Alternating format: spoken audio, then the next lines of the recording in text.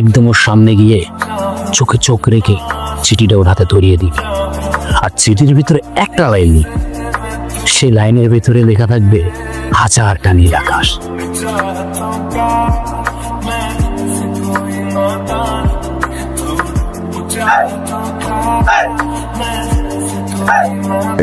এরকম ঠুসঠাস ডাকবেন না, ভয় লাগে।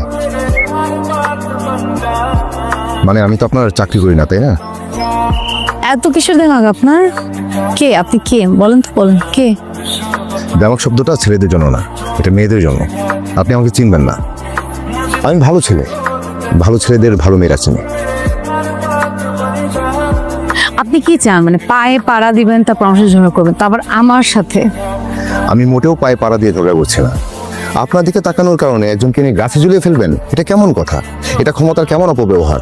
একটা মানুষ একটা মানুষের দিকে তাকাতে পারবে না? আমার যা ইচ্ছা আমি তাই করব। ওকে, আমারও কোনো সমস্যা নেই। আমি আবার পোস্টার ছাপাবো, আমারও যা ইচ্ছে তাই করব। সেই পোস্টার আমার এলাকার দেয়ালে দেয়ালে লাগাবো, কিন্তু লেখা থাকবে কি জানেন? আমি আপনাকে বিয়ে করব না। আপনি কিন্তু এখন বাড়াবাড়ি করতেছেন, এটার রেজাল্ট কিন্তু কোনোভাবে ভালো হবে না, আমি সেটা বলে দিচ্ছি আপনাকে। আমি একদম বাড়াবাড়ি করছি না। আসলে আপনার সাথে কথা বলার খুব একটা ইচ্ছা আমার নাই, সময়ও নেই।